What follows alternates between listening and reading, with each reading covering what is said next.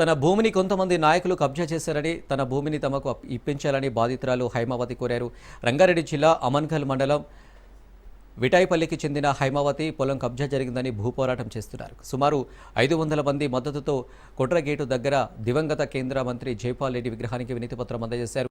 నాగర్ కర్నూలు జిల్లా వెల్దండ మండలం కుపగండ్ల గ్రామ పరిధిలోని గొల్లోనిపల్లిలో సర్వే నంబర్ 237-238లోని 10 ఎకరాల 6 కుంటల పొలాన్ని 2006లో కొనుగోలు చేసి రిజిస్ట్రేషన్ చేసుకున్నామని హైమావతి తెలిపారు. తప్పుడు పత్రాలు సృష్టించలేదని, తన భర్త పేరుపై ఉన్న అన్ని పత్రాలు పాస్బుక్లు సక్రమంగానే ఉన్నాయని వివరించారు. అయితే 2020లో భర్త వీరేశం గుండెపోటుతో మరణించాడని, ఆ తర్వాత కొన్నాళ్లకు తమ భూమిని రైతులు హద్దులు చూపించారని చెప్పారు. అప్పటి నుంచి ఆ పట్టా పొలాన్ని తన పేరుపై మార్పిడి చేయాలంటూ పలుమార్లు అధికారుల దృష్టికి తీసుకువెళ్లినా ఇప్పటివరకు న్యాయం జరగలేదని ఆమె ఆవేదన వ్యక్తం చేశారు.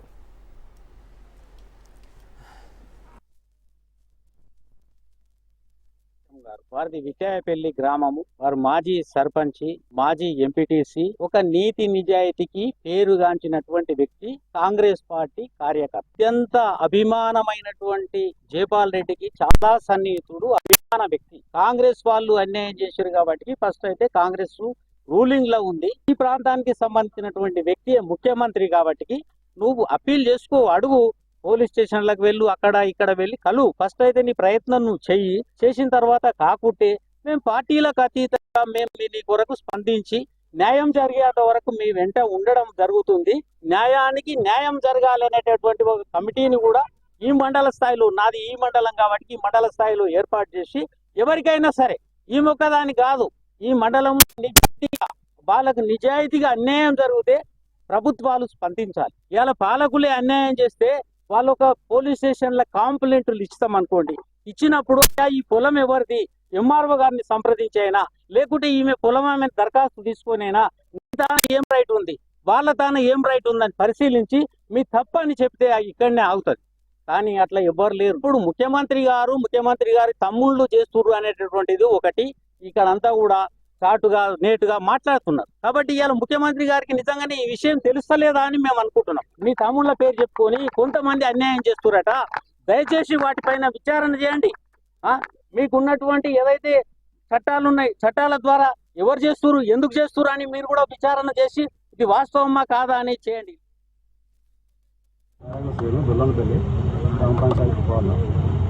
వచ్చేసి మేడం వచ్చేసి పొలం అమ్మే సంగతి తెలుసు మాకు.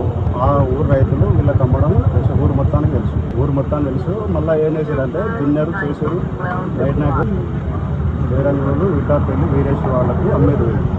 మీరు మళ్ళీ తీసుకోవడం, మళ్ళీ లాక్కోవడం తెలుసు. మళ్ళీ పెద్దవాళ్ళని పెట్టి మేము తీసుకొని ముంగలికి వెళ్ళి నా పొలం నాకు కావాలి, ఇంకా మళ్ళీ డబ్బులు ఇస్తారా ఇయ్యారా అని బెదిరించడం అలా జరిగింది. జరగడం వల్ల మళ్ళీ మాది కొన్నాక కూడా కొత్త కాయిదాలు ఉన్నాయి కదా, దాన్ని చూసి సో ఇప్పుడు ఏమైందంటే మళ్ళీ రిటర్ను మాది మాకు కావాలి అని అంటారు. అందుకు మేడం వచ్చేసి అట్లా కొన్నాక మళ్ళీ ఇబ్బంది, మళ్ళీ మాకు కదా మాకు అమ్మేసి వేరే వాళ్ళకి అమ్ముతారు అనేసి సో కాయిదాలు ఉన్నాయి కదా జరగాలని.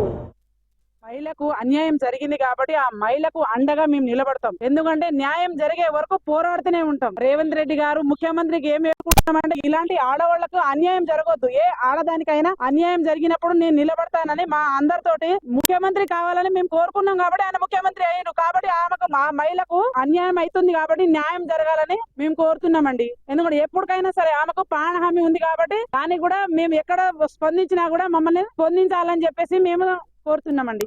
10 ఎకరాల 6 కుంటలు ఆమె భూమి ఆమెకు ఇవ్వాలి. పొలంలో ఒక చెత్త లాంటోడు ఆ కలుపు మొక్కను పీకేయాలి. అన్యాయం జరిగిన దగ్గర వాడిని పీడియాక్ట్ కేసు పెట్టి, చీటింగ్ కేసు పెట్టి వాడిని లోపలేయాలి. అలాంటి దుర్మార్గులని, అట్లాంటి దుర్మార్గులు చాలా మంది అందరిని ఆగం చేస్తూ ఉంటారు.